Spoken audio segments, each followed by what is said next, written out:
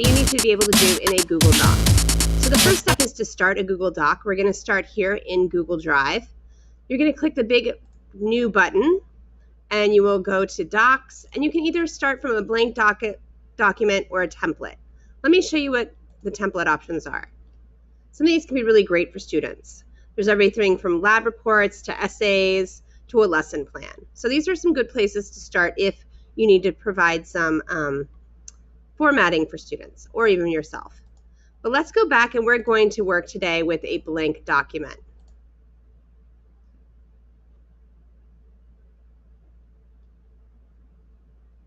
The first thing that I want to clue you into that you need to be able to do is, one, title your document. I call this Practice Document 1. I've now given it a title. As you work on the document, it will completely auto-save. You never have to press save. It will always be saving in the background. All right. The next thing you need to be able to do, item 1, is you need to create a hyperlink. So let's say,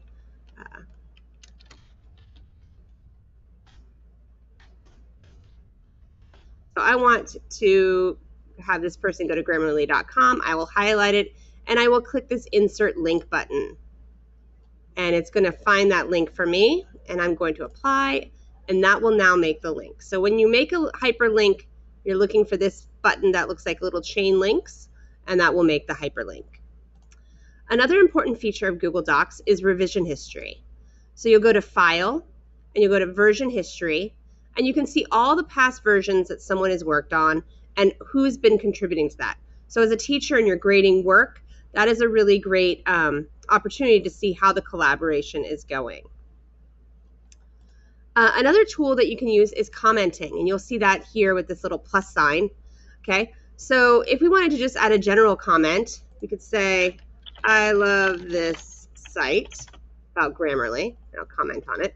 Or you can make a specific comment by highlighting, if you want to highlight and you want to comment on something specific in the topic. And then you could also put a plus sign, and you'll see that names of people that you work with will appear. I can then say this, I can say change capitalization, and I can assign it to this student or this colleague, and then they would look at that comment. They would get a notification that a comment has been left from them for something that they need to do, and you would just press assign. All right, so that is commenting. The last step, the last thing you need to be able to do for the test is you need to be able to save a document. So as I said, it's saving all along the way as you're working, but eventually you may need to download it for printing, or you may need to download it to share with someone outside the Google ecosystem. So for that, you just go to File, Download, and you can see all the different file types that you can download this document in. So there's a lot of flexibility in being able to go between Google Docs and other formats.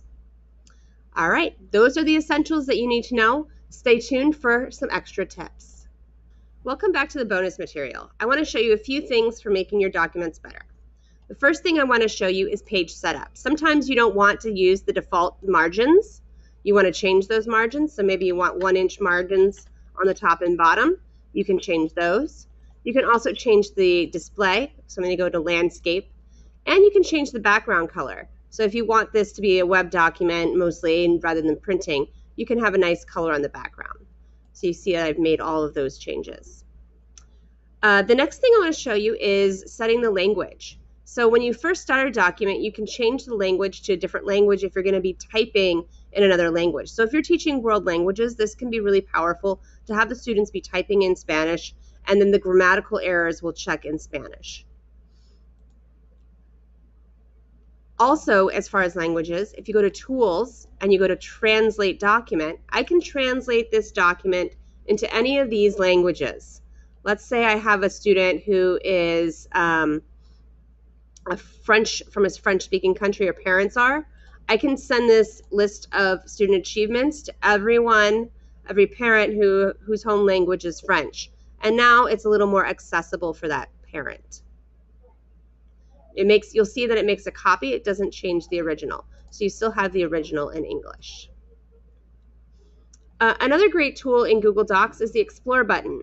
So when I click that in the bottom right corner, okay, you'll see that it uses the words in my document to create some images and kind of give me some more information about things that I've typed about.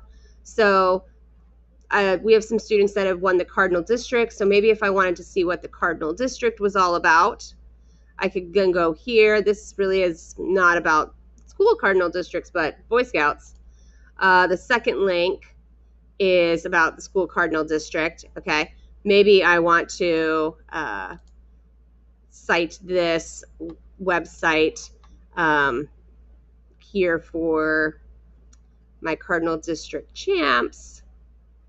And here we go. Our wrestling team won the Cardinal District. So I'm going to go over here and I'm going to click this little footnote, and you'll see that a footnote has been added here. And at the bottom of my page is the proper footnote for this web page. You'll see that it's an MLA format. I could also do APA or Chicago, and Harvard formatting is on the way as well. So there's no reason that you nor your students should not be citing things that they find on the internet and that you find on the internet. And lastly, I just want to show you the accessibility features. So you can go to Tools and you can go to Accessibility Settings, and you want to turn on the Screen Reader Report. Then you'll see that more accessibility settings appear. So you can have it, you can speak for selecting things. You can also give you speaking, how to do a comment. So it will give you the way to work Google Docs if you need a typing or listening or seeing accommodation. So those are great accessibility tools if you have students with special needs to work with them on. All right, thank you. Next video is going to be Google Slides.